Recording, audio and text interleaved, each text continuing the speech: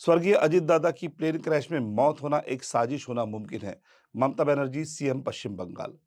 सिर्फ ममता बनर्जी ही नहीं बल्कि आदरणीय लालू यादव, शिवसेना के आदरणीय संजय राउत, जेके के CM Omar Abdullah, Assam PCC chief Gaurav गांगुई, बीवीए के प्रकाश आंबेडकर जैसे अलग अलग बड़े नेताओं ने जांच की मांग की है।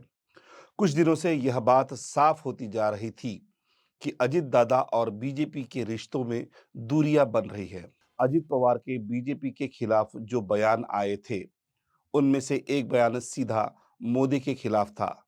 जब अजित दादा ने बोला था, जो मुझे चोर बोलते थे, आज वो मेरे साथ है। ये मोदी और फडणवीस दोनों पर हमला था। अजित दादा ने बीजेपी पर महाराष्ट्र में हफ्ता वसूली के इल्जाम लगाते हुए कहा था कि उनके पास सबूत भी है। ऐसे हालत में जब ममता बनर्जी कह रही है कि अजित दादा वापस इंडिया गठबंधन में लौटने वाले थे, तो इस बात में सच्चाई होनी मुमकिन है। जांच जरूरी है।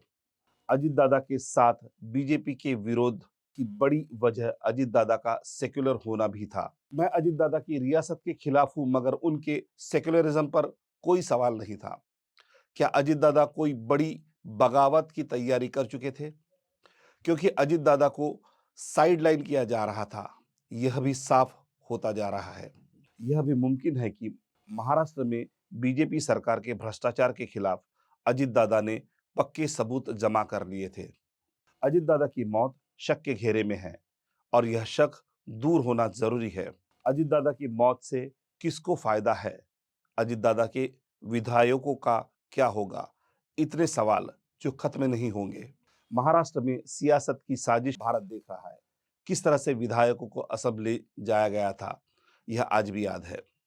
महाराष्ट्र विधानसभा चुनावों में वोट चोरी पर सबको यकीन है। यह एक ऐसा दौर है जब हर विपक्षी नेता निशाने पर है। विपक्षी नेताओं की सिक्योरिटी घटा दी गई है, जासूसी की गई और एजेंसी के जरिए परिवारों को तबाह किया गया है।